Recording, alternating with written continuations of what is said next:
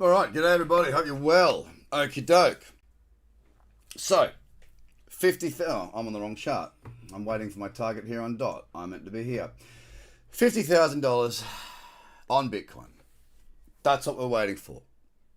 Now, this one won't be a very long, chat. But I wanted to point out some things that I'm aware of. And I also want to link it back to, do I think we're going to get through 50? I'm going to build a case around it. We're going to look at the charts, going to go through some of the new stuff. And I wanted to start it with this. Pomp this morning my time, the tweet came through anyway, was on CNBC. And, he called it, and I quote, an avalanche of institutional money coming to Bitcoin. Now, that's a wonderful sounding thing. And I believe him. I'm with him. And I want to show you what I'm looking for. And I'll show you some of these avalanche type items that are bringing more capital into our markets. What he also said that was very interesting, if you combine this avalanche of money coming in with the fact that 60% of all Bitcoin that's out there has not moved in over 12 months. So Bitcoiners, we are holding our Bitcoin. Now, I know for me, for a fact, how I go about my business, when I trade and I make my profits, yeah, look, I've taken some profits of late, but I also take a chunk of that and I put that into Bitcoin, and I don't sell Bitcoin. I hold that Bitcoin because long term, that's my store of value. That's what I truly believe is going to be a very, very good store of value and increase in value as well. So my methodology and the way I do things is also marrying into the greater market narrative, and I want to go through a couple of those things right now. First things first, let's hit the chart. We're going to focus on Bitcoin for this whole session and news surrounding that. First things first, we did push up through 50,000 last night. We didn't stay there for very long. Hello, Jane. I'm sorry if I pronounced that wrong.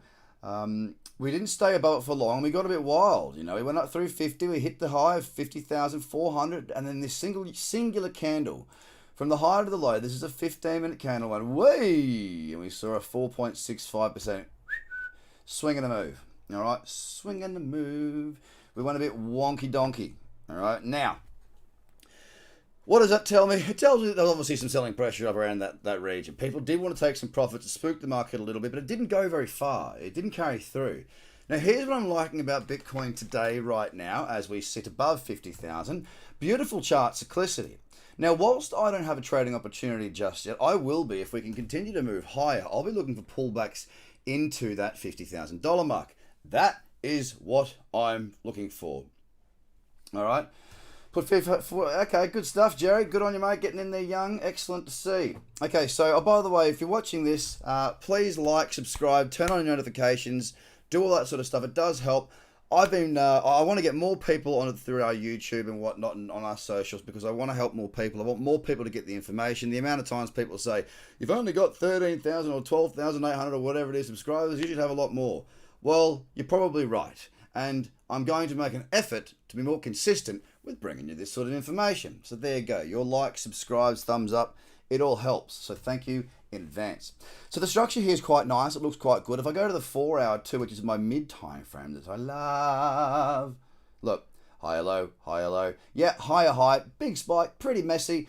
Very little dip back in, but still a higher low. We get above that 51,000 mark, and we are not far, ladies and gentlemen. Not far at all. We start to really get into some interesting territory and may even see that retail market start to FOMO a little bit more and really carry this market higher at a rate of knots, and you and me, well, we'll be there.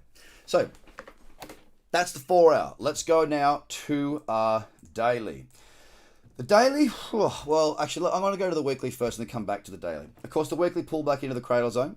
We spoke about that, second time. First time was way back here where it set up a perfect weekly cradle, and woohoo!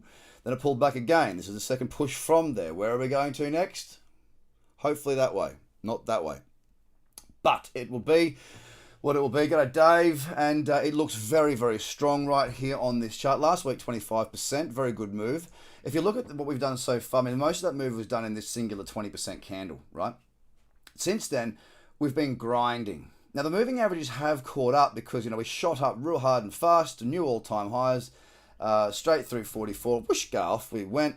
And since then, these are the high lows we're witnessing on that 4 hour. The moving averages are not too far away, so we are not heavily overextended. Could we see a pullback? Absolutely, yes, we could. But the current market condition as it stands right now is looking more bullish than bearish for me, given what I've just gone through across those different time frames. So, do I think Bitcoin can hold 50 and get above 50? Yes, I do. Do I think we'll see a very strong move post that? Yes, I do. Do I also believe, and look, over what time frame? This is the thing you've got to remember, and I want to make this very, very clear, because people will say, oh, you said it, well, that's fine. The thing is that I truly believe we're going to see well above 50,000 this year. In a perfect world, here's what I'd get.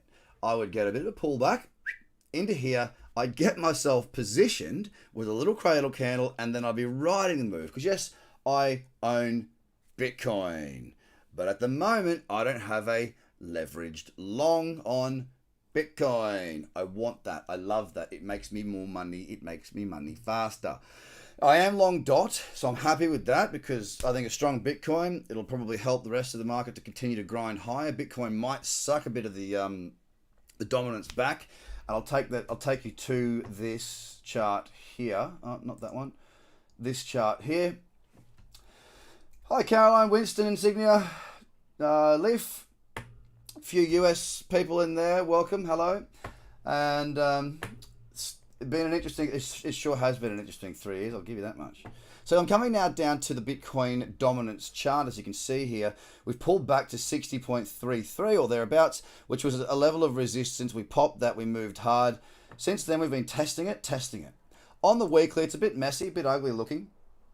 Doesn't really add a great deal, if I'm honest, to my vision or views on anything. But you can see that, you know, we have found some support there. What does that mean for Bitcoin? What I'm getting at is we may actually see, based on the Bitcoin dominance chart, based on the way that Bitcoin can, suck a lot of the liquidity out of alts and back into Bitcoin. Think lead up to Christmas and through Christmas, we saw Bitcoin really running hard. Now, don't get me wrong, some of the other markets moved hard as well, but Bitcoin really just had a stranglehold, and dominance was this. We went right up to 73.5% of total market cap being Bitcoin. Okay. Look, I'm not really going to have, I can have a quick look at Doge, but this is about Bitcoin. This whole thing's about Bitcoin. So let me just, again, jump out. Okay, where am I going? That button. And just to sort of come back to why I believe we can see Bitcoin hold above 50,000, whether it be today and, this week, moving through the back end of the week, or whether it be we pull back and we get through it later, I believe we will go above 50. I don't think it's going to be an all-time high, and here's why. Now, I did a news piece the other day on my YouTube. You can go through there. It's about 30-odd minutes long, and I go into a bit more detail about the different news items, and I'm going to be doing more of that sort of stuff for y'all, all right? And it also helps me, because I get that news for me every single day that my team puts together. It helps me to get my mechanics in my brain working for my investments and my trading. And now I want to share it with you guys. And a couple of things. First thing is this. As Bitcoin on Ethereum tops 8 billion, another player enters the market. Actually, that wasn't what I was wanting to have. But we'll look at that anyway. You've got quite a lot. $8.2 billion of Bitcoin on the Ethereum network. That's fine. Goodbye. Don't care. That wasn't what I wanted. I clicked on the wrong link there. We've got MasterCard. All right, MasterCard coming in. We spoke about this during the week. There's a lot going on there. MasterCard, I explained it like a massive cruise ship, where a cruise ship takes a lot of time to gain momentum. It takes a lot of time to turn. Bitcoin with MasterCard, it's taking a long time, but it feels like we're not in neutral anymore.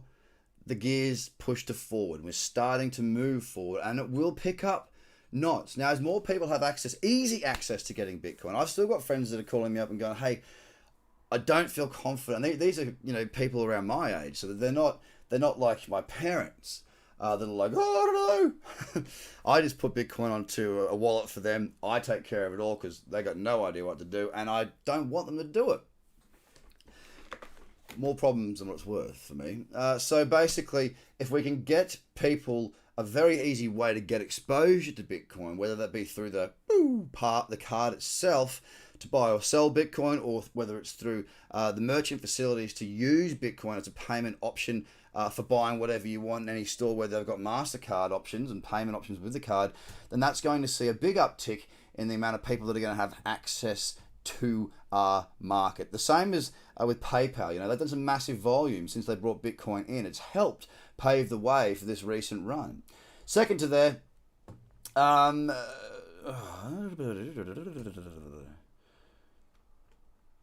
it was this one. Sorry, Uber. That's the one I wanted. Uber are now talking. It's only it's considering. But again, this is a calculated move. You don't come out with information like this without having first done your research as a big publicly listed company like Uber. If they're considering crypto, you can bet your bottom dollar that before this even came out, they've got a team that are investigating it and going through with everything. Okay, they're looking at what they can do. It makes more sense, and I think one of the biggest and most powerful things is obviously all this is consumer led, and that's what that news piece is about from the 15th of February. Consumer-led activism, consumer-led change means that whatever the consumer wants, if we want it bad enough, the businesses will provide us those services. First mover advantage is a very, very big thing. And if Uber now allow us to use cryptocurrency, well, not only will they beat taxis everywhere else in the world also, but we'll support them because it's another business supporting the crypto community.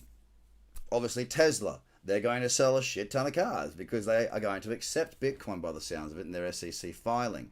You've got this bank over in the States, I can't remember what it's called, Blue something bank, where they are now going to allow you to buy and sell Bitcoin through their ATM machines. Of course, the biggest positioning is probably Apple and Amazon. Two of the biggest companies in the world, along with well, actually, they're right up there, aren't they? I was going to say with Tesla, but Tesla's not one of the biggest companies in the world. It's very big, but it's not one of the biggest in the world. If we see Apple, and I touched on this in the news item, so I'll make this brief. If Apple decides that they want to allow us to use, on our smartphones, cryptocurrency to pay for iTunes, movies, whatever it may be, they're going to have a first mover advantage, just like they did when they brought the iPhone out. You can see now the Androids and whatnot, the other services that are coming out are slowly but surely chewing away at the market dominance of the Apple iPhone and the smartphone market.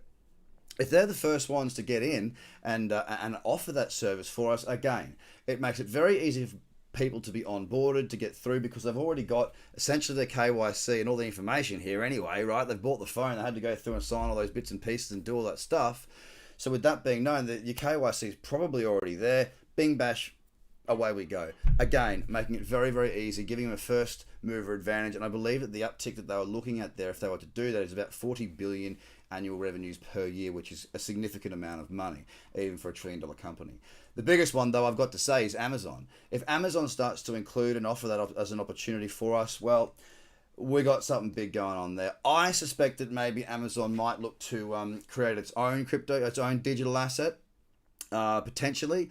What they'll have to be very careful of there is a revolt, similar to what Facebook had there when they were talking about Libra. With it being a centralized platform, a centralized company, this does come with risks. It comes with regulatory risks. It comes with a whole kit and caboodle of eyes pressed straight onto you. Whereas if they use Bitcoin and only Bitcoin, or let's just say they stick with Bitcoin, then if that's to be the case, then it's something that they're just a payment processor. They're not somebody who's got their own digital asset, blah, blah, blah, blah, all that sort of stuff. It makes it a much more, I would suspect, smoother operation anyway. So, coming back to the chart, given all that information, all of that positivity for long-term growth in our sector, in our space, do I think we can push up through 50,000? Yes, we've already done that once again today. Do I think we can get well above 50,000? Absolutely, yes, I do.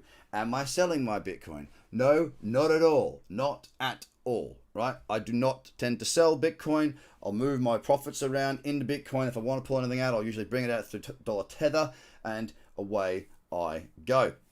Now, hit the like button, subscribe, all that sort of stuff. Put $15 into the Doge, right apart. Okay.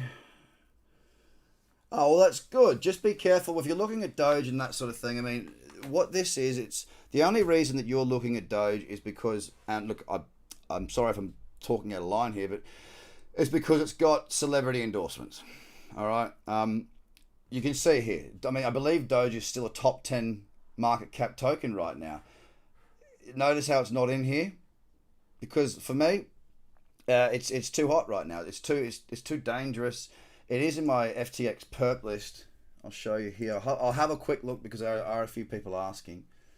It's not my watch list, but you can see. I mean, it's gone bananas. Absolutely, Jats crackers. There's no interest for me in this. Now, it could be the king of ironic or king of irony if something that was set up as a joke ends up being adopted as a payment method.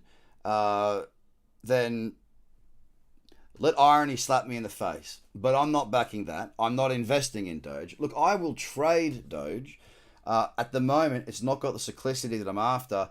And as I say, it's just, for some reason, celebrities and whatnot have decided that Doge is what they're going to talk about. And the second they open their mouth about Doge, it shoots up. Now, there's too much risk associated with that for me. I prefer to just not be involved in it and leave that be until the trends come... until the trends come good. So there you go, guys. That's my take on the market on Bitcoin and $50,000. Would I be concerned if we did see a decent pullback or a bit of a pullback back into this cradle zone? Absolutely not, no. As a matter of fact, if we saw a nice pullback in, I'll be waiting for my opportunity to find the trades, to get long with margin so I can make more out of it. But I think today is going to be an exciting day. I think that if we get up through 51,000, we could see the chains come off and we could have a very, very serious run. Now, if you are considering getting into the markets and learning more, please visit more on my YouTube channel. Hit the likes, ask me comments, all that sort of stuff. Ask me questions, sorry. Make sure that you go to tradercobb.com. Get yourself on that course that we have available right now. It is there, it is free, and it is yours. So go and get involved. Thank you very much for your time. Share the Trader Cobb name, brand, and everything where you can. Let's try and get a few more people through and get this good information into the eyes of other people. Have a great day. Bye for now.